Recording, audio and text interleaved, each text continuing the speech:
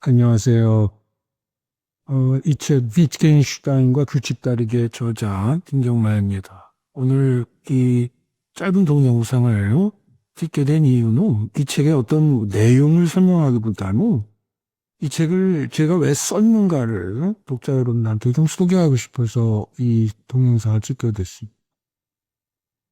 우리나라의 사회과학은 굉장히 그래도 서양에서 들어온 그 역사가 길고 그래도 꽤 됐는데도 불구하고 소위 기초적인 것들이 굉장히 부족하다는 게 제 생각이었어요. 그래서 제가 전공이 물론 사회과학의 어떤 철학적 기반, 소위 사회과학 철학이라는 데 있기도 하지만 제가 이렇게 볼 때 한국의 사회과학의 어떤 뭐랄까요? 그 기초적인 것들이 굉장히 부족해요.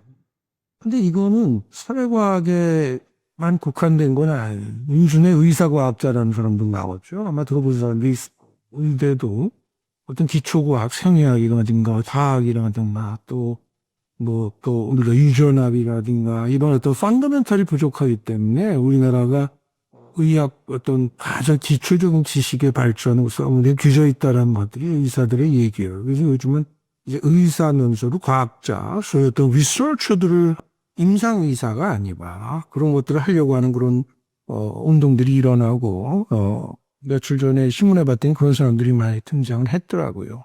인터뷰한 걸 봤는데 그 의학이 마찬가지로 그렇게 기초가 필요한 것처럼 사회과학도 사실 굉장히 기초가 필요해요. 근데 제가 아는 한에서는 뭐 우리나라의 학생들이나 특히 우리나라에 굉장히 대중적인 사회과학책, 뭐 인문학책들이 많잖아요. 근데 그런 것들을 보면은 그냥 인문학, 사회과학은 아무나 해도 기초가 없이 아무나 해도 되는 그런 학문인 것처럼 비춰진 게 굉장히 좀 안타까웠어요. 그래서 하나 예를 들면은 제가 오랫동안 대학에서 가르쳐 왔는데 이제 은퇴했죠. 근데 학생들이 제가 굉장히 놀랬던 건 뭐냐면 선생님 오늘 제가 데리다를 읽고 왔는데 뭐 이런 내용이 있었는데 이런 것들은 잘 이해가 되고 어떤 건 이해가 안 됩니다.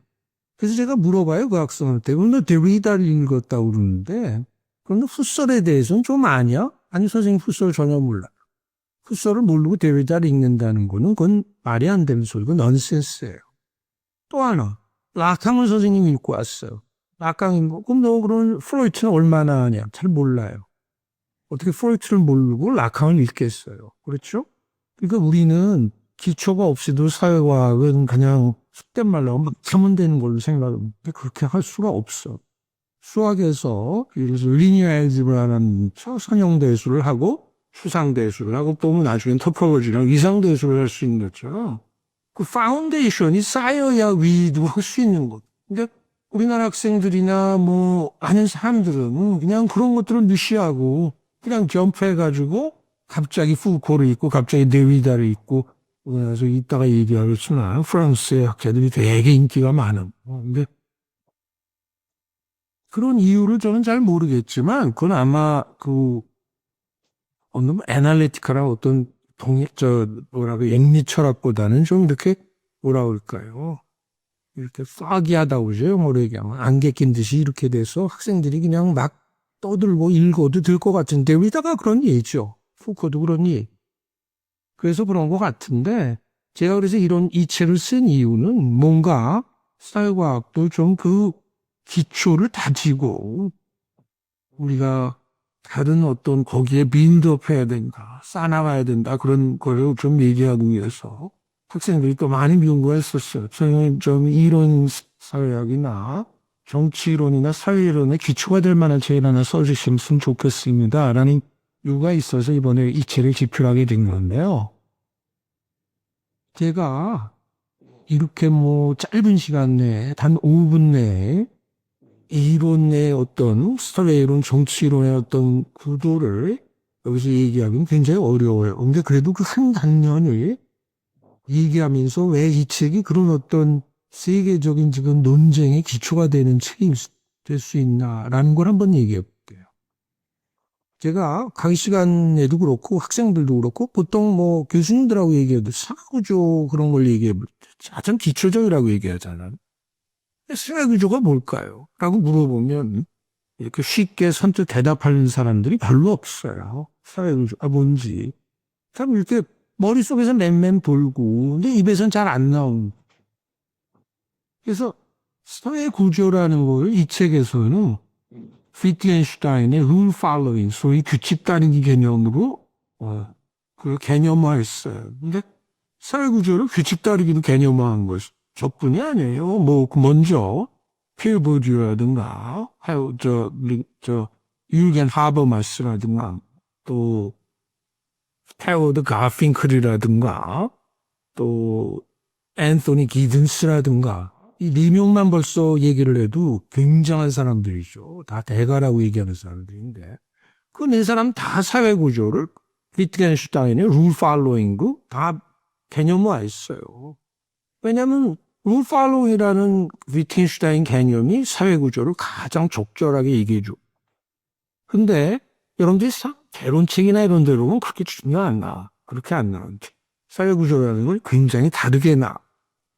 이 책에서 제가 자세히 그 것들을 설명해 놨는데 제가 이 얘기를 하는 이유가 있어요. 왜 사회구조를 위트겐슈타인의 룰 팔로잉으로 개념화한 것이 우리가 잘 알아야 지금 현대 이론의 가장 베이직한 스트럭처를 이해할 수 있는 거를 제가 지금부터 좀 설명해 볼게요. 히든스나 하버마스나 버듀는 세 사람 다 사회 구조를 위트겐슈타인의 규칙 따르기로 개념화하지만 사람들이 따라가는 그 규칙 따르기가 굉장히 비성찰적으로 사람들이 어떤 규칙 따르기를 하고 있다고 생각해요. 누가 이 세 사람들이 볼드나 하버마스나 히든스가. 그래서 우리가 이 사람들 사회 이론가지만 다 비판 이론가라고 얘기해요. 크리티컬 티어리스트라고 얘기해요. 그 반면에 아까 얘기한 헤워드 가핑클이라는 사람, 민속방법론자, 민속방법론의 상시자지 리셀링이 이제 교수였는데 좀 돌아가셨지. 굉장히 다른 어떤 얘기를 해요. 룰 팔로잉이라는 것을 개념화하는데 그 룰 팔로잉이라는 것을 학자의 기든스나 볼드나 하버마스 같은 사람들이 행위자들이 따라가는 룰을 밖에서 객관화하고 그것을 이론화해서 그 룰 팔로잉이 어떤 것이냐라는 것을 얘기하는 것은 실제로 행위자들이 따라가는 룰의 세계를 왜곡하고 때로 망가뜨려 버린다는 거죠. 그래서 그것은 이론가의 구성물이지. 절대로 행위자들이 서로를 이해하고 합리적으로 보이도록 하는 규칙 따르기를 그런 이론적인, 빗개서의 이론적인 어떤 개념적인 틀 갖고 히든스나 볼드나 하버마스의 틀 갖고 재단할 수 없을 정도로 개념화할 수도 없다는. 그럼 여러분들이 여기서 벌써 통계의 어떤 하나의 대립점 생기죠. 한 사람들은 규칙 따르기가 행위자들의 규칙 따르기가 이 세 사람은 기든스 하버마스 볼드는 어떤 억압과 파워의 진원지라고 생각해요. 사람들이 규칙을 따라가지만 지금 규칙을 자기가 왜 따라가는지 몰라요. 비성찰죠. 그것은 어떤 뒤에 파워가 있고 억압이 있기 때문에 사회적 억압과 파워가 있기 때문에 그것을 unreflective, 그러니까 비성찰적으로 따라가는 거죠. 그렇죠? 근데 가핑클 같은 사람은 그런 어떤 밖에서의 행위자들의 세계 밖에서의 어떤 이론을 통과하는 것은 행위자들의 세계를 왜곡하면 어떤 것이다 라고 얘기해. 제가 이 얘기를 조금 길게 하는 이유는 제가 조금 있다가 벌써 길어졌는데 나올 브루노 라투로 얘기하고도 관계가 되기 때문에 지금 우리나라 아마 제가 알기로는 프랑스의 철학 뭐 들레즈라든가 뭐 푸코라든가 뭐 보들리아르라든가 수많은 그 유행이 있었어요. 아마 지금은 제가 잘 모르겠지만 라투르의 시대라고 생각해. 우리나라에서 라투르에 대한 관심도 굉장히 많이 나온 걸로 알고 있어요. 그럼에도 불구하고 라투르가 헤워드 가핑클의 에스너 메서돌로지, 소위 민속방법론을 열렬히 지지하고 그 민속방법론의 반법론적인 어떤 것들을 굉장히 어떻게 보면 답습했다라는 걸 아는 사람은 별로 없어요. 왜? 역시 기초적인 에스너 메서돌로지에 대한 이해가 없어서 그것을 논의하는 사람도 에스너 메서돌로지 제가 조금 아까 뭐라고 했어요. 그 행위자의 세계를 룰 팔로잉하는 세계를 이론가가 밖에서 어떤 이론적인 틀을 갖고 들어와서 설명하려고 하는 것은 행위자의 의미의 세계를 왜곡하는 거라고요. 라투르도 똑같아요. 라투르 2004년 논문이 우리나라에서 아마 그걸 읽지도 않았던 것 같아요. 뭐 제가 알기로는 모르겠어요. 우리나라의 라투르 연구자들이 그걸 인용했는데. 그 뭐냐면 라투르가 한 논문이 뭐냐면 2004년에 크리티컬 인콰이리라는 저널에 나온 논문이 뭐냐면 왜 비판이라는 건 맥 빠진 것이요. 우리나라 말로 번역하면 그래요. 왜 비판이 인생은 김 빠진 일이 되고. 그 비판이라는 것은 기든스나 하버마스 본주를 얘기해요. 실제로 본주 얘기를 거기서 거꾸로 해.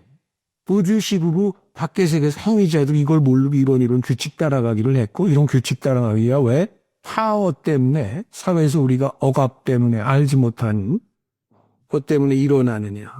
너 본주가 비판하지. 그런 것들은 다 하나의 보여주가 만들어낸 픽션이라는 얘기예요. 다 거짓말이고 어떻게 보면은 그냥 만들어낸 얘기고 보여주는 보여주대로 하버마스는 하버대로 기든스대로 만들어내는 하나의 보여주 좋아하는 라투가 좋아하는 말이죠. 소위 컨스트럭션이라는 얘기. 그러니까 하버마스나 기든스나 보여주의 대척점에 서 있는 게 누구냐면 에스너 메소돌로지스트 소위 가핑클과 누구예요? 리투르예요. 그래서 리투르도 우리나라에서 제가 알기로는 대유행인지 아니지만 왜 라투가 문과적인 분석을 거부함? 소위 말하는 association, 소위 왜 everything is hung together, 왜 모든 것이 서로 연결되어 있냐라는 인식론적인 게서 온톨로지, 소위 존재론 관계. 소위 제가 여기서 길게는 얘기 못하겠지만 바로 그런 어떤 하버마스 보듀 기든스와 같은 인식론적인 소위 이론가가 밖에서 이론을 가지고 행위자를 설명하는 것을 거부하기 때문에 왜 듀얼리즘을 거부하는 거죠? 왜냐면 cause와 effect가 있습니다. 행위자들이 어떤 원인 때문에 어떤 결과를 가지고 파워 때문에 이런 규칙을 따라. 그게 아니고 라투르는 뭐냐면 규칙이 why, 왜 변하냐라기보다 어떻게 연결되어 있냐라는 how question만 다뤄. 그렇죠? 그걸 우리가 irreductionism이라고 얘기하죠. irreduction이라고 라투르가 얘기해요. 그건 뭐냐면 행위자들이 어떻게 네트워크가 만들어지고 부서지냐라는 것은 밖에 어떤 것으로부터 실명될 수 없이, 그러니까 reduce 될 수 없다는 어떤 다른 어떤 원인과 결과, 제가 요새 이렇게 복잡한 얘기를 하는 이유가 있어요. 자, 이제 끝낼 때가 됐는데, 긴 얘기. 그런 얘기들을 이해하려면 지금 제가 말씀드린 비트겐슈타인의 문 팔로잉을 이해해야 안 돼. 라투르가 왜 궁극적으로 그런 파지티비스틱한, 라투르는 사실 파지티비스트예요. 제가 생각해도 울트라 파지티비스트. 아주 극단적인 파지티비. 실증주의가 뭐냐? 그 실증주의가 뭐냐라는 것을 학생들이나 많은 사람들한테 물어봐요. 실증주의는 잘 몰라요. 이 책에 그래서 마지막 부분에서 하는 게 또 실증주의. 지금 왜 이론이 전부 거의 대학에서도 강의가 죽었어요. 그리고 통계나 이런 실증주의적인 것들이 사회과학을 전부 지배하고 있고 그런 데 대한 어떤 크리틱이 이 책의 마지막 부분인데 물론 AI 뭐 이제 빅데이터 이런 얘기도 나오고 제가 이제 짧지도 않게 됐네요. 근데 이 얘기를 이제 끝내야 되는 그 이유는 뭐냐면 이런 전체적인 지금 벌써 제가 세계 최고의 대가들 골디 기든스, 하버마스, 라투, 가핑클 이런 사람들이 어떻게 이런 어떤 궁도가 대척점에 서 있는 궁도가 어떻게 돼 있는가를 이해하려면 비트겐슈타인을 알아야 돼. 왜? 거기서부터 나오는 거예요. 상당히 나는. 그래서 이 책이 학생들이나 또 일반인들이 이런 이론에 관심 있는 사람들이 이 책에 관심을 갖고 또 그런 어떤 뭐 라투르면 라투르 그게 뭐 다른 사람은 다른 사람을 이해할 수 있는 하나의 파운데이셔널한 책이 됐으면 하는 바람입니다. 고맙습니다.